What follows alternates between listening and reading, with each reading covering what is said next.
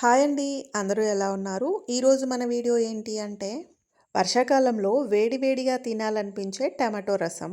వర్షాకాలంలో పిల్లలు తరచుగా జలుబు, ఫ్లూ బారిన పడుతూ ఉంటారు. వాళ్ళకి ఇలా వేడి వేడిగా చేసి పెట్టండి. మనం ఏ కూరని వండినా టమాటాని యాడ్ చేయడం అనేది అలవాటుగా మారిపోయింది. వారానికి 2, 3 సార్లు టమాటాలను తీసుకోవడం మంచిదే. కానీ టేస్ట్ బావుంటుందని చెప్పి ప్రతి కూరగాయల్లో టమాటాను యాడ్ చేస్తే అనారోగ్య సమస్యలు వస్తూ ఉంటాయి. ముందుగా టమాటోలని శుభ్రంగా కడిగి, తర్వాత చిన్న చిన్న ముక్కలుగా కట్ చేసి పెట్టుకోవాలి. టమాటా ముక్కల్ని అండ్ కొత్తిమీర రెండింటిని కలిపి రెండింటి నుండి జ్యూస్‌ని తీయాలి. మిక్సీలో తీయొచ్చు కదా అనుకుంటున్నారు కదా! అలా తీస్తే టేస్ట్ అస్సలు బాగోదు. ఇప్పుడు పెద్ద పెద్దగా ఉన్న టమాటా ముక్కల్ని జ్యూస్ తీసి సెపరేట్ చేసేయాలి. అలా అని మొత్తం టమాటా ముక్కల్ని తీసేయకూడదు. మరీ ఎక్కువగా, తక్కువగా కాకుండా మీడియంగా ఉంచుకోండి. టమాటాలలో ఏంటి అంటే ల్యూటిన్, బీటా కెరటిన్ ఉండడం వల్ల వయసు పెరిగినప్పుడు వచ్చే కంటి సమస్యలను తగ్గించడంలో సహాయం చేస్తాయి.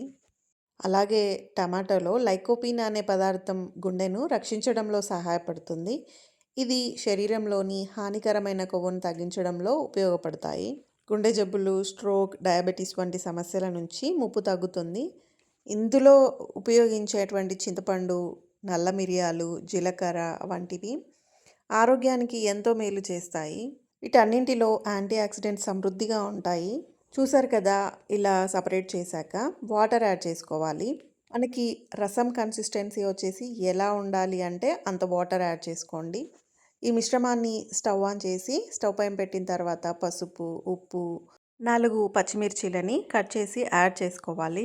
మనకి పచ్చిమిర్చి మగ్గేంత వరకు మూత పెట్టి మరగనివ్వాలి. ఇప్పుడు నెక్స్ట్ ఏంటి అంటే 10 వెల్లుల్లి రెబ్బలు, 15 నల్ల మిరియాలు. మీరు ఘాటు ఇంకొంచెం ఎక్కువగా ఉండాలి రసం అనుకుంటే 5 నుండి 10 మిరియాలని యాడ్ చేయండి. తర్వాత కరివేపాకు, జీలకర్ర యాడ్ చేసుకోవాలి. మరీ మెత్తగా కాకుండా బరకగా ఉండేలా మిక్సీ పట్టుకోవాలి. నెక్స్ట్ ఏంటి అంటే నిమ్మకాయ సైజులో చింతపండును తీసుకొని దాని నుండి రసం తీసి మరుగుతున్న టమాటో రసంలో యాడ్ చేయాలి. ఒకప్పుడు ఏంటి అంటే టమాటాలు పుల్లగా ఉండేవి, వాటితోనే చేసేవారు చింతపండు యాడ్ చేయకుండా. ఇప్పుడు అలాంటి టమాటోలు లభించట్లేవు. నెక్స్ట్ ఏంటి అంటే ఇందాక మనం మిక్సీ పట్టుకున్న పేస్ట్ని ఇందులో యాడ్ చేసి 5 మినిట్స్ మాత్రమే మరగనివ్వాలి.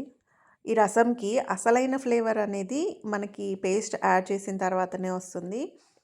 సాల్ట్ సరిపోయిందా లేదా ఈ టైంలో చూసుకొని యాడ్ చేసుకోండి. ఇలా ఒకసారి పొంగొచ్చిన తర్వాత ఫ్లేమ్ని ఆఫ్ చేసేయండి. నెక్స్ట్ ఏంటి అంటే ఈ రసంకి మెయిన్గా కావాల్సింది పోపు.